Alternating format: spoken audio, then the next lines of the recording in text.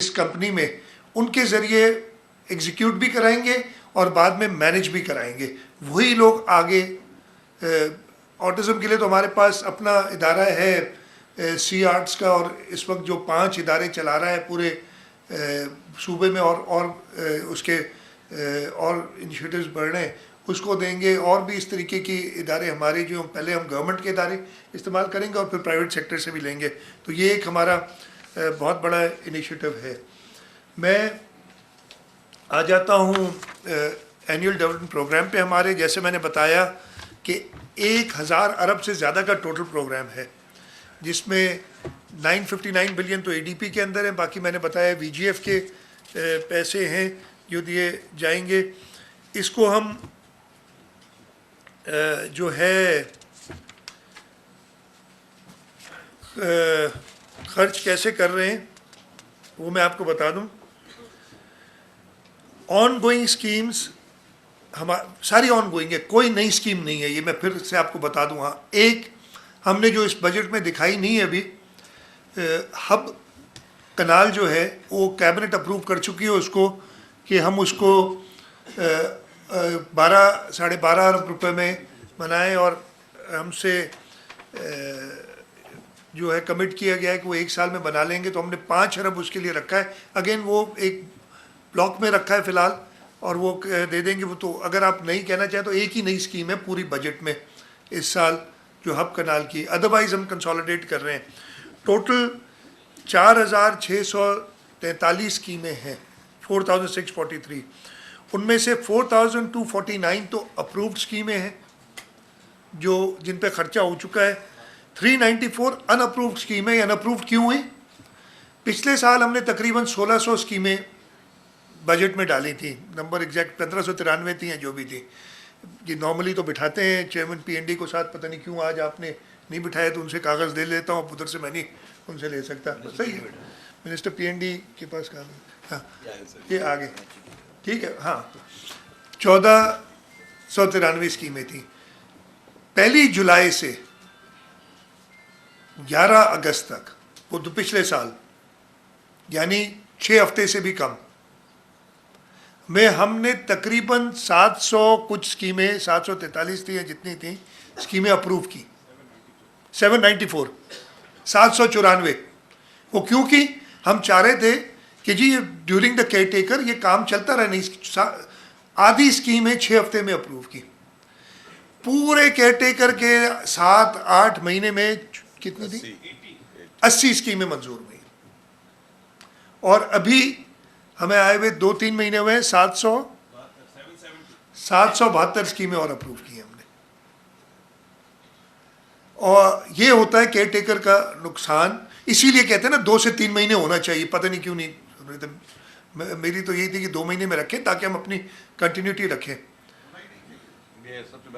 चले होना ही नहीं चाहिए, ये भी है, लेकिन चले ठीक है।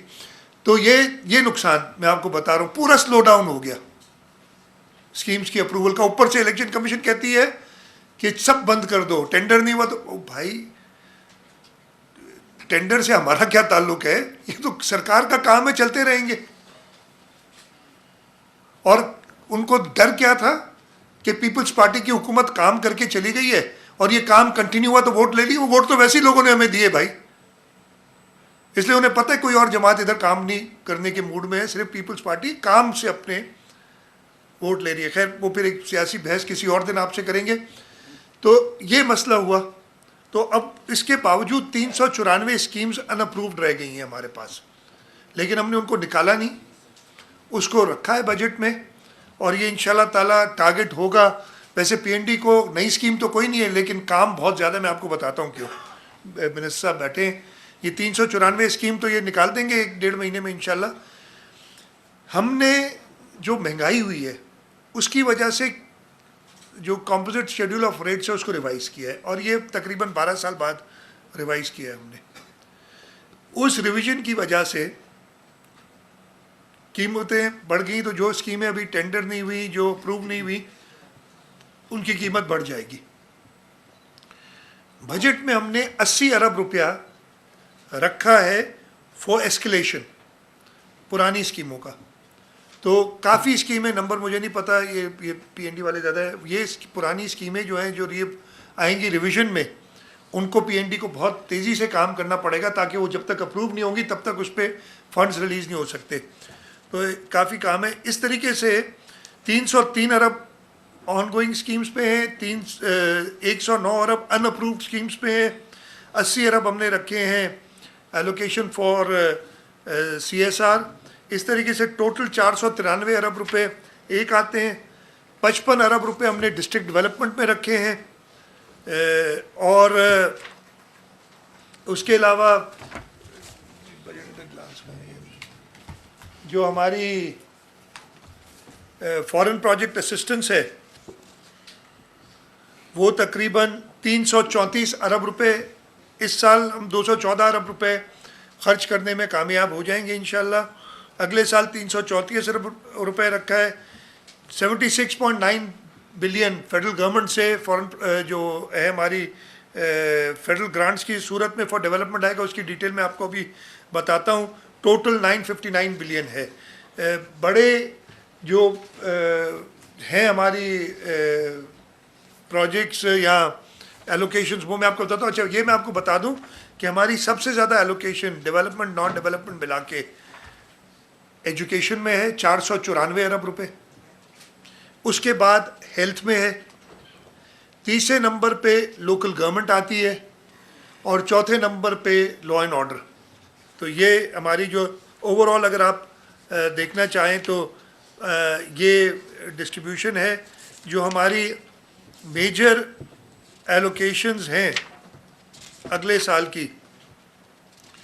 इरिगेशन में 4.2 बिलियन है, कल्चर टूरिज्म में 3 बिलियन है, मैं बड़ी बड़ी बता रहा हूँ। एजुकेशन में 32 अरब रुपए है फॉर डेवलपमेंट। एनर्जी में 3 अरब प्लस वो जो सोलर का प्रोजेक्ट है वो भी एनर्जी में आएगा, 10 अरब ऐड होंगे। मैं डेवलपमेंट की बात बता रहा हूँ सिर्फ। उसके बाद हेल्थ में 18 अरब रुपए, होम में 12 अरब, और ये होम में 12 अरब आपको पता है दो हमारे मेजर प्रोजेक्ट्स हैं, सेफ सिटी वाला और फॉरेंसिक लैब वाला, उसके पैसे भी इसमें हैं। इरिगेशन में 26.5 अरब रुपए, लॉ और प्रोसिक्यूशन में 2.4 अरब, ये नॉर्मली कोर्ट्स वगैरह के लिए जाते हैं। लाइनिंग ऑफ मेन कनाल्स हमारे इनिशिएटिव, उसमें 10 अरब रुपए। लोकल गवर्नमेंट में सबसे ज़्यादा एलोकेशन है, तकरीबन 72 अरब रुपए लोकल गवर्नमेंट्स के अंदर। मैचिंग एलोकेशन, हमारी मैचिंग एलोकेशन होती है फेडरल गवर्नमेंट के साथ, कुछ प्रोजेक्ट्स हैं, कुछ FPA के प्रोजेक्ट्स होते हैं, फॉरेन प्रोजेक्ट असिस्टेंस के, उसके लिए 20 अरब रुपए हैं। 15 अरब रुपए हमने रखे हैं न्यू डेवलपमेंट इनिशिएटिव्स में। फिर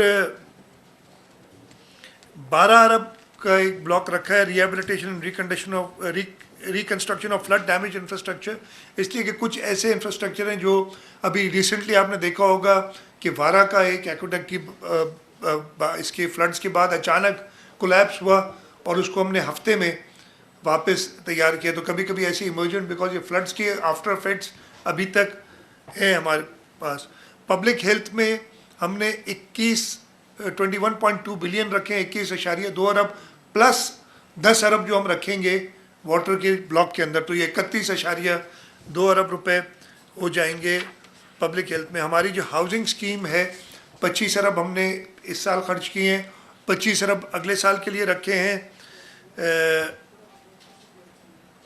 थर कोल इंफ्रास्ट्रक्चर के लिए 5.8 अरब, ट्रांसपोर्ट और मास ट्रांजिट के लिए 5.8 अरब, वर्क्स एंड सर्विसेज में 55 अरब, जो ये साल गुजरा उसमें 80 अरब रुपए हमने वर्क्स एंड सर्विसेज में खर्च किए। अगले साल हमने प्रोविंशियल ADP में इनकी एलोकेशन थोड़ी कम की है।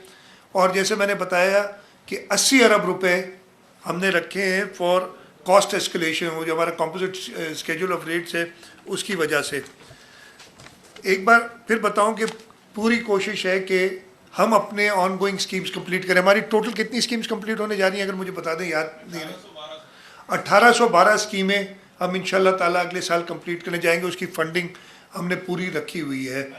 और ये अब चैलेंज हमारे एग्जीक्यूटिंग एजेंसीज़ का, एग्जीक्यूटिंग डिपार्टमेंट्स का है कि पैसे अवेलेबल हैं और इन 1812 स्कीम्स को कंप्लीट करें। मेरा ख्याल है मैं इतना ही बताता हूँ, बाकी सवालात आपके आएंगे तो उसमें जब मैं इधर बैठा हूँ, जब तक टीवी मुझे कवर करेगी तब तक कवर करे, आप लोग के साथ में जब तक आप चाहें मैं बैठा हूँ।